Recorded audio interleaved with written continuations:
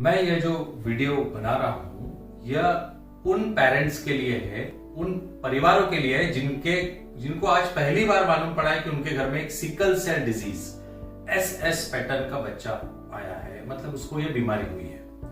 अब ये जो सिकल सेल डिजीज है, ये एसएस पैटर्न का बच्चा, यह बीमारी एक गंभीर बीमारी है और यह एक आनुवंशिक बीमारी है।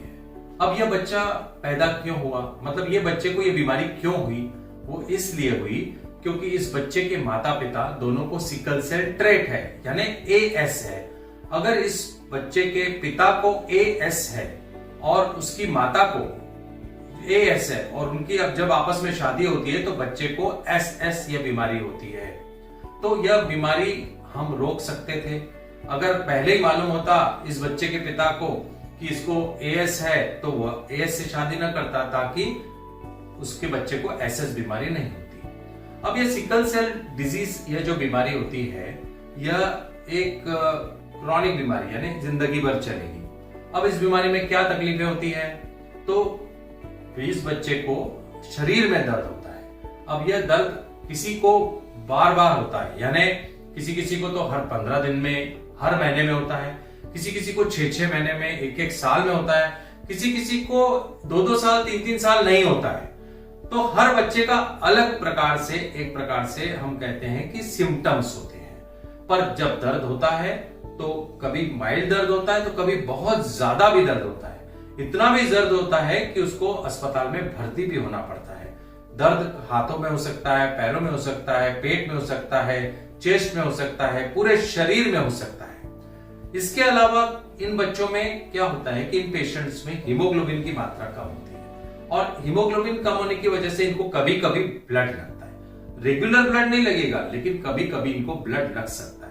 और अगर ब्लड की जरूरत पड़े तो ब्लड जो है वो निःशुल्क ब्लड सरकार द्वारा मिलता है। इसके लिए कार्ड बनाना पड़ता है। यह व्यवस्था जो है वो हमारे थैलेसीमिया और sickle cell society of India जो है, जो कि थैलेसीमिया और सिकल सेल सेंटर नागपुर में चलाती है, वह पूरी इस बारे में आपको जानकारी वहां से मिल सकती है। सिकल सेल की बीमारी जब होती है तो उसमें कई कॉम्प्लिकेशंस भी होते हैं, क्योंकि यह बीमारी में रक्त, थोड़ा सा हीमोग्लोबिन की कमी होना, बार बार एक प्रकार से क्राइसिस, इसको हम जब दर्द होता है तो उसको वासो ऑक्लूसिव क्राइसिस बोलते हैं। वो इसीलिए होता है क्योंकि जो सिकल सेल होते हैं वो हमारी जो नसें होती है, आर्टरीज होती है, उनको ब्लॉक कर देते हैं। तो हमारा ऑक्सीजन जो है वो हमारे शरीर के अंगों तक नहीं पहुंच पाता है और इस कारण कुछ कॉम्प्लिकेशंस होना शुरू हो जाते हैं। तो शरीर के अलग अलग अंग जो हैं वो काम कम करते हैं, जैसे किडनी खराब हो सकती है, हार्ट में फर्क पड़ सकता है, जॉइंट्स में फर्क पड़ सकता है। और ये जो जॉइंट में फर्क पड़ता है ये तो कई सिकल सेल के पेशेंट्स को देखा जाता है और कुछ पेशेंट्स में तो जॉइंट को बदलने की भी आवश्यकता पड़ती है।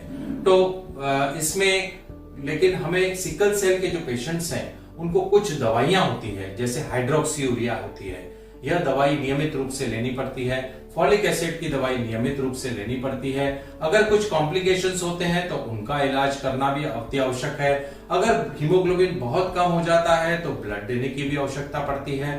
तो कुल मिलाकर हम इन पेशेंट्स को किसी प्रकार से अच्छा मेंटेन कर सकते हैं। ऐसा नहीं कि सिकल सेल एसएस पैटर्न हो गया तो हम उसको छोड़ दें, हमें उन्हें अच्छी तरीके से मेंटेन करना चाहिए। हमारे चिकित्सक ने जिस प्रकार से, जिस अनुरूप से उसको बोला है कि आप यह दवाइयां दीजिए, हमें बिल्कुल नियमित रूप से देना चाहिए। अब ये जो सिकल सेल के बच्चे होते हैं, इनमें एक बात, क्योंकि ये बच्चों में हमें ओवर एक्सर्शन, बहुत ज्यादा एक्सर्शन जो है वो अवॉइड करना चाहिए। साथ ही साथ बहुत ज्यादा ऊंचाइयों पे, हाई एल्टीट्यूड जिसे कहते हैं, वहां जाना भी अवॉइड करना चाहिए, क्योंकि ऐसे स्थिति में ऑक्सीजन की कमी की वजह से, जो मैंने बताया आपको कि क्राइसिस जो है वो प्रेसिपिटेट होता है और बार बार दर्द जो है शरीर में शुरू हो सकता है। इस बीमारी का एक ही परमानेंट इलाज है जो कि बोन मैरो ट्रांसप्लांटेशन होता है। अब बोन मैरो ट्रांसप्लांटेशन जो होता है वो इस बीमारी में हम सबको सजेस्ट नहीं करते हैं, लेकिन जिनको बार बार बहुत ज्यादा तकलीफ होती है, दर्द की तकलीफ, जिसकी वजह से उससे भर्ती होना पड़ता है, या फिर जिनको बार बार ब्लड लेने की आवश्यकता पड़ती है, ऐसों को बोन मैरो ट्रांसप्लांटेशन जो है उसके लिए सोचना चाहिए। अब बोन मैरो ट्रांसप्लांटेशन क्या होता है, इसके लिए एक डोनर की आवश्यकता होती है। सबसे अच्छा डोनर अपना भाई बहन होता है।